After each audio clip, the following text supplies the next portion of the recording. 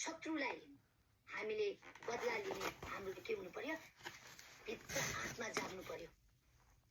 लडाइँ गर्दा कसरी बदला लिन्छ है, त्यस प्रकारले।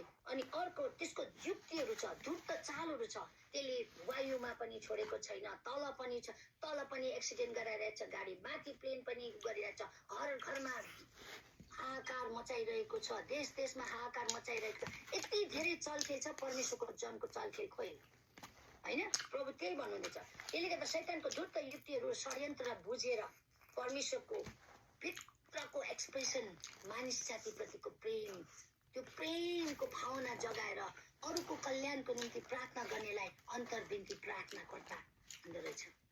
अरूको निम्ति प्रार्थना गर्ने, अरूहरूको निम्ति निस्वार्थ भावले प्रार्थना गर्ने, कपट नराखिकन। भनेको चाहिँ स्वार्थ, मैले यो प्रार्थना गरेँ के पाउँछु, कसो पाउँछु, के हुन्छ नि मान्छेको अब एउटा टेक्निक हुन्छ नि, मैले यो प्रार्थना गर्दा यो हुन्छ, मलाई यो प्रार्थना यो हुन्छ भने कसै चिनिनु मन लाग्छ, कसैलाई माथि उठ्नु मन लाग्छ, कसैलाई पोस्ट चाहिन्छ, कसैलाई पैसा चाहिन्छ, कसैलाई के चाहिन्छ। त्यो सबै कुरो हटाएर खालि फल्ना निजमा छ, फल्ना गाह्रोमा छ, फल्ना देश यस्तोमा छ, उसलाई खाँचो छ, प्रभु तपाईँले उनलाई हेर्नुहोस्, तपाईँको प्रेम खन्याउनुहोस्, तपाईँले बचाउनुहोस् भनेर चाहिँ प्रार्थना गर्ने, स्वार्थभावले प्रार्थना गर्ने, एकदमै फाइदा नराखिकन होइन। त्यसले गर्दा अरूको कल्याणको निम्ति। अनि हो रहेछ यहाँनिर के रहेछ भन्दा पेघा भनेको रहेछ कि, अनि हिब्रूमा पेघा भनेको चाहिँ अरूको वेलबिङको लागि, अरूको कल्याणको लागि मात्र प्रार्थना गर्नेलाई चाहिँ पेघा अन्तर्विन्ती भन्दो रहेछ। अनि हामीले चाहिँ अहिलेसम्म है, अहिले चाहिँ बिस्तारै मैले छोड्नु थालेको छु यो प्रार्थना गर्नु, मेरो छोरालाई यो दियो, मेरो छोरीलाई यो दियो, मलाई काम यो दियो, यो दियो, यो दियो। प्रभु यो तपाईँको जिम्मा, मेरो काम हो देशको लागि। आज हामी देशको लागि प्रार्थना गरिरहेको छौँ। बिहानै पछि पहिला हामी नाइटमा गर्थ्यौँ भनेदेखि अहिले हामी मर्निङमा, किन रातभरि रोयौँ, अब बिहान त हाँस्नु पऱ्यो नि, अब कट्टे नि। त्यसले गर्दा हामी 3:30 बजी 4:30 बजीसम्म अनिवार्यमा प्रार्थना गर्छौँ है। तपाईँहरूले पनि हाम्रो लागि प्रार्थना गरिदिनुहोस्। अनि त्यसको लागि अहिले चाहिँ हाम्रो फोकस प्रभुले हामीलाई यसो मोडेको चाहिँ देशको लागि प्रार्थना गरे है, त्यो भन्दै हुनुहुन्छ। र तपाईँहरूलाई मैले यही नै कुराहरू के गरेँ त सेयर गरेँ। अनि अन्तर्विन्तीको व्यक्तिहरू चाहिँ लडाकु हुनु पर्यो है। बाहिर चाहिँ शान्त साधारण चिन्नै नसक्ने, तर भित्र चाहिँ जब दुष्टको कामहरू आउँछ, ऊ कोठाभित्र पसिसकेपछि चाहिँ उसको रूपै अर्को हुन्छ। लडाइँको सेना खडा कसरी हुन्छ, त्यसरी लडाइँ गर्ने उसको त्यो हुन्छ, त्यो रूप हुन्छ। बाहिर त उसले देखाउँदैन, कसैले चिन्दैन पनि उसलाई। अन्तर्विन्ती प्रार्थना गर्ने कसैलाई चिन्दैन, तर जब ऊ कोठाभित्र पस्छ, परमेश्वरसँग जब उसको वेदीमा आउँछ, तब उसको एटिट्युड बदलिन्छ, उसको स्वभाव बदलिन्छ, ऊ लडाकु हुन्छ, उसले हात हतियार धारण गर्छ, शत्रुको त्यो अखाडाहरू देख्नु थाल्छ, त्यसपछि त्यसले गरेको कामहरू देख्नुहुन्छ, अनि भताभुङ्ग गर्नु थाल्छ। किनभने महान जो हुनुहुन्छ यहाँभित्र लडाकु परमेश्वर यहोवा निस्सी, उहाँ नै जाग्नुहुन्छ। अनि त्यसपछि लडेर उत्तरहरू जब देख्छौँ नि, देश परिवर्तन भएको, परिवार परिवर्तन भएको, मानिसहरू परिवर्तन भएको देख्छौँ नि हामीले, हो त्यो चाहिँ के हो, त्यो कोठाभित्रको वेदीको उत्तर र जवाबहरू हो। यस कारणले गर्दाखेरि हामीले अब चाहिँ साधारण तरिकाले जिउने होइन। त्यसले गर्दा एफिसी 6:10 हामीले बार बार पढिरहेको छौँ, तर धारण गरेको छौँ। हामीले धारण गर भनेको छ। म चेक गर्छु, ओ मैले मुक्ति पाएको छु, प्रभुले मलाई मुक्तिको टोप पहिराइदिनु भएको छ भन्छु। ओ धार्मिकताको छातीबाट आहा यहाँनिर नवरत्न लगाएको छु भन्छु म है। त्यसले आहा यहाँनिर भन्छु कहिले कहिले, किनभने मान्छे हो, कहिले कहिले परिस्थितिहरूले के गरिदिन्छ, हल्लाउने कोसिस गर्छ, तर जरा चाहिँ भित्रसम्म गाडेको हुनुपर्छ। अनि आफूले आफूलाई हौसला दिन्छु, हिन्दू किन तेरो प्राण किन्न हुन्छ, उठ खडा हौ, पवित्र भएको महान हुनुहुन्छ जो यो संसारमा भएको भन्दा उठ उठ उठ। अनि त्यसपछि फेरि ओ रबा हयाला बसेकन्दरबा बाकितोनामा सेकेराबा, अनि खडा हुन्छ। अन्त फेरि हिन्दू परमेश्वरको आत्माको अनुग्रहमा शक्तिमा, बुझ्दै हुनुहुन्छ। यस कारणले गर्दाखेरि हामी लडन त कसरी लड्छौँ, पूर्ण हात हतियार धारण गरेर, अनि हात हतियार बिसायो अनि पानी गरेर खायो, त्यो तरिका हुँदैन। अबको शत्रु हेर्नुहोस् त कसरी, ओ तपाईँको आँखाले देख्नुहुँदैछ त, जमिन फुटेर नरकबाट कति चाहिँ त्यसको आउँदैछ, त्यसको सेनाहरू। पहिलेको पापहरू हो। अहिले मैले सुनेको विवाह नै 18 थरीको छ अरे, पहिला त श्रीमान श्रीमती मात्रै राखेको थियो प्रभुले, पछि नपुंसक त राजालाई सेवा गर्नुको लागि। अहिले त नपुंसकहरू थरी सरी है थरी थरीको छन्, 18 थरीको अरे। नेपालमा पनि स्याट्टै भित्रेको छ, त्यो हावा चुरोट खाँदाखेरि लागेको त हो। अनि एउटाले त खुले आम इन्स्टाग्राममा दिएछ। त्यही कारणले गर्दाखेरि चाहिँ यहाँनिर चाहिँ हामी चाहिँ मण्डली, चर्च भनेको शासन गर्ने ठाउँ हो, दुष्टलाई शासन गर्ने ठाउँ हो, दुष्टको कामहरूलाई तहस नहस गर्ने ठाउँ हो। त्यसले गर्दा मण्डली खडा हुनु पर्यो अन्तर्विन्ती प्रार्थनामा। के गर्दैछौँ हामी, मैले के गर्दैछु है? यहाँनिर चाहिँ न्यायकर्तामा गिदोनमा 300 जना प्रभुले थियो, त्यो 300 जना भित्र हामी हौ। 300 उमेरको वास्ता छैन। ए म त 60 वर्ष पुगे, ए म त 70 वर्ष पुगे। गधालाई त बोलाउँछु, ढुङ्गालाई त बोलाउँछु प्रभुले भनेपछि हिँड्दै चाहिन्छ क्या। यो हिँड्दै मात्रै प्रभुलाई दिनुहोस्, पास प्रभुको काम फत्ते गरेर छोड्छ। यहाँ भित्र को छ थाहा छ? यहाँ भित्र परमेश्वरको सास छ, परमेश्वरको आत्मा छ, परमेश्वरको पावर छ। हामीले देख्दाखेरि ओहो गिदोनले देखे नि, म त सानो अरे, म त पुस्तामा पनि सानो अरे, म कमजोर अरे लुकेर। तर परमेश्वरले गिदोन भित्र भएको, उहाँले हालिदिनु भएको त्यो सिड, परमेश्वरको सास, परमेश्वरको आत्मा हालिदिनु भएको त्यो बुलावट, त्यो कल हालिदिनु भएको थियो, त्यो देख्नुभयो। जब देख्नुभयो, ए वीर पुरुष भन्नुभयो, झुट बोल्नु भएको होइन नि त प्रभुले। त्यही कारणले त हामी वीर पुरुषहरू महान चाहिँ जो चाहिँ यो यो संसारमा भएको भन्दा त्यसै लेखेको छैन, हामीलाई लेखेको। त्यसले गर्दा हामी खडा हौँ। र त्यसपछि यहाँनिर हामीले हाम्रो अन्तमा तपाईँ हामीलाई एउटै मेरो बिन्ती छ, नेपालको लागि प्रार्थना गरिदिनुहोस्। कयौँ जवानहरू मरे, कयौँ ठुला ठुला व्यक्तिहरू नाङ्गो झार भए, अनि कयौँको घरहरू जलाए, ठुला ठुला धनझनहरू अनि राष्ट्रको सम्पत्तिहरू जलाए, तहस नहस गरे होइन। यो चाहिँ दुष्ट आत्मा प्रधानताको काम हो। प्रधानता त्यो हाई क्वालिटीको, हाई स्ट्यान्डर्डको स्पिरिटले त्यो काम गरेको, चलाएको त युवालाई चलायो। तर के गर्यो? त्यसले मौका छुप्यो, मौका पायो। त्यसले गर्दा आज के गर्दैछ? नेपाललाई डवाडोल गरेछ। तर प्रभुको स्तुति होस्, हामीलाई प्रभुले भन्नुभएको छ, भताभुङ्ग भएको सहरहरूलाई, नाश भएको सहरहरूलाई, भग्नावशेषहरूलाई तिमीले खडा गर्छौ भनेर यशाको पुस्तकमा भनिन्छ। यसकारण हामी भताभुङ्ग र हामी लथालिङ्ग भएकोहरूलाई हामी खडा गर्नेहरू हौँ। आमेन, आमेन। तपाईँहरूले आमेन भन्यो भने चाहिँ यस्तै हुन्छ है। त्यसले गर्दा सुने मात्रै भन्छ गयो है। त्यसले गर्दाखेरि मेरो अन्तिम यही छ कि परमेश्वरले चाहिँ यस यिर्मिया प्रभुले भन्नुभएको वचनहरू छ है, तपाईँहरूले धेरै धेरै वर्ष सुनेर आउनुहुन्छ।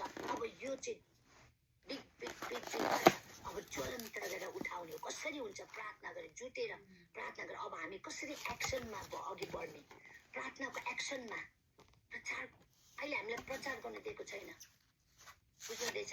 अहिले प्रचार गर्छ। अहिले हाम्रो मेन मुख्य प्रार्थना भनेको चाहिँ के भने देशको लागि, अगुवा पास्टर्सको लागि, अनि त्यसपछिबाट अनि हामी मण्डलीको लागि प्रार्थना गर्छौँ, अनि परिवारको लागि। धादोमा सुन्दैन, छोराछोरी आमा बाउलाई सुन्दैन, आमा बाउले पनि छोराछोरीको भाषा बुझ्दैन। क्याप बनाइदिएको छ मोबाइलले, टेक्नोलोजीले, उनीहरूको भाषै बुझ्दैन। उनीहरू सेटमा छ, उनीहरू पहिलेको जमानामा छ। त्यसलाई मिलाउने काम चाहिँ रिकन्साइलेसन चाहिँ परमेश्वरको आत्माले गर्नुहुन्छ। त्यसले गर्दा intimacy with the Holi spirit, पवित्र आत्मासँग चाहिँ घनिष्ठता जति हामी जान्छौँ, जति उहाँसँग समय बिताउँछौँ, त्यति उहाँले चाहिँ के गर्दै जानुहुन्छ? त्यो रहस्यहरू खोल्दै जानुहुन्छ, त्यो प्रकाशहरू खोल्दै जानुहुन्छ।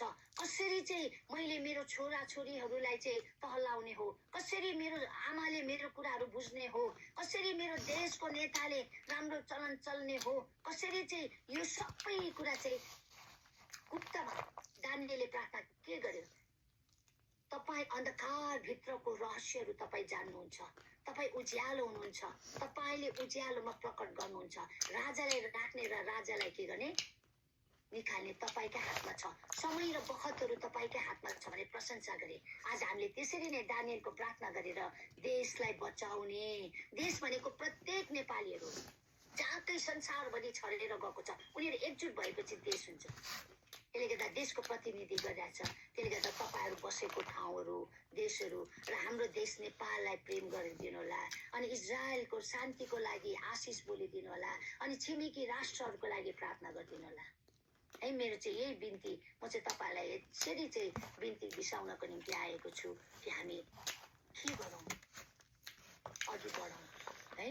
अनि एउटा गीत मलाई याद आइरहन्छ, बलिया हुन्छन् एकान्तमा होसान्ना गर्दै। हामी चाहिँ एकान्तमा बसी चाहिँ प्रभुसँगको घनिष्ठतामा बसी चाहिँ बलियो हुँदै जान्छौँ।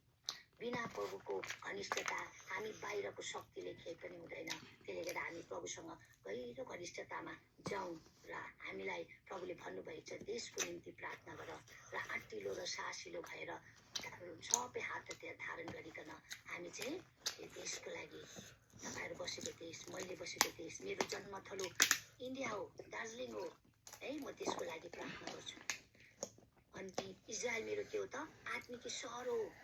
मेरो राजा आएर त्यहाँनिर राज्य गर्छ, 12 कुलले राज्य गर्छ, उसको लागि कल्याणको लागि प्रार्थना गर्ने। र आज म यहाँनिर मेरो कर्मथलो कहाँ हो, यो नेपाल हो। नेपालमा मैले पहिला देखेको छु, त्यो देशको प्रवासी भएर आएको छु। मेरो देश त स्वर्गीय हो, म यहाँको होइन। त्यसले गर्दा प्रवासी भएको कारणले गर्दा म यो देशको लागि म प्रार्थना गर्छु, किन मेरो प्रभुले भनेको छ देशको लागि प्रार्थना गर। हुन्छ, प्रभुलाई धन्यवाद होस्। प्रभु, मैले जे जति वचन तपाईँको दासहरू, तपाईँको छोराछोरी सामनेमा मैले प्रभु राखेको छु, यो वचन कहीँ पनि खेरो नजाओस्। यसले तपाईँको काम पुरा गरेर मात्र तपाईँका फर्कियोस् र तपाईँ महिमित हुनुहोस् प्रभु, र हामी त्यो महिमामा हामी पनि रमाउनु पाऊँ। हामीलाई धन्यको बनाउनुहोस्। धन्यवाद। हरेक प्रभु रोपिएको वचनले एउटा शक्तिशाली अन्तर्विन्ती प्रार्थनाको योद्धाहरूलाई प्रभु तपाईँले तयार गर्नुहोस् भन्दै बिन्ती प्रार्थना चढाउँछु येशू प्रभुको नाममा, आमेन। हस्, जय मसी, थ्याङ्क यू। जय मसी, जय मसी। भाइ धेरै धेरै धन्यवाद। अति नै शक्तिशाली वचन आएको थियो है, अनि ठुलो तालीको साथ हामी धन्यवाद उहाँलाई। अनि धन्यवाद भएको होस् तपाईँलाई। अति नै शक्तिशाली यो आजको वचन हामीलाई पनि हाम्रो अग्रजनहरूले यसरी नै सिकाइराख्नु भएको छ है। हाम्रो 6 घन्टे प्रार्थनामा हामीलाई डोराइराख्नु भएको छ। अनि हाम्रो मङ्गलबारे प्रार्थना, हाम्रो फास्टिङ प्रार्थना टावरमा पनि यसरी नै डोराइराख्नु भएको छ। अनि आजको वचन चाहिँ हाम्रो मेरै निम्ति आइरहेको थियो। प्रार्थनामा चाहिँ हामी युद्ध भएर अगाडि बढ्नुपर्ने रहेछ। अनि रोमी 12 को 12 पदले पनि भन्छ है, आफ्नो आशामा आनन्द गर र सङ्कष्टमा धैर्य धारण गर र प्रार्थनामा निरन्तर लागिरह भनेको छ है। यसरी निरन्तर लागिराख्नु पर्ने रहेछ प्रार्थनामा। अनि धन्यवाद भएको होस् हजुरलाई। अति नै शक्तिशाली वचन आज हाम्रो सामुने राख्नुभयो। अनि प्रभुले हजुरलाई आशिष गर्नुभएको होस्। अनि हजुरको मण्डलीलाई पनि प्रशस्त मात्रामा प्रभुले आशिष गर्नुभएको होस्।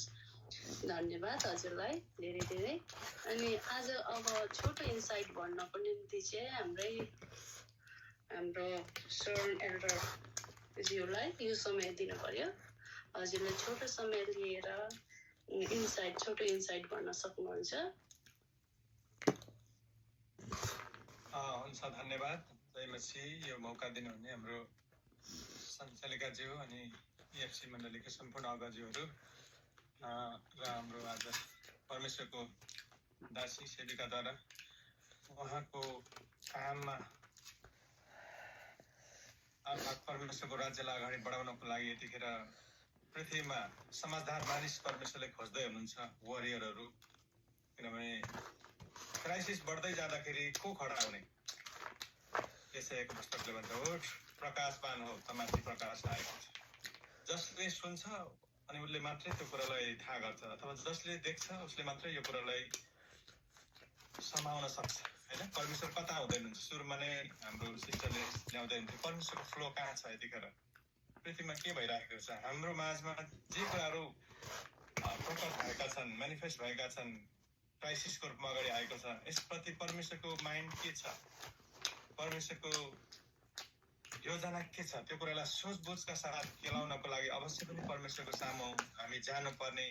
सँगसँगै अघि हामीले सुन्यौँ, बार सुन्यौँ, पटक सुन्यौँ, परमेश्वरको राज्य पृथ्वीमा अगाडि बढाउनलाई उहाँले राख्नुभएका हामी मानिसहरू, उहाँको आत्मा हालिएका मानिसहरूले उहाँबाट सुनेर यही बेलामा इन्टरसेप्ट गर्नुपर्ने, वारफेयर गर्नुपर्ने कुराहरू नै मुख्य रूपमा मैले सुनिराखेको थिएँ। अनि यो चाहिँ एउटा अर्ज मात्रै नभएर यो आज्ञा हो। यतिखेर परमेश्वरले खडा हो भन्दै हुनुहुन्छ होइन।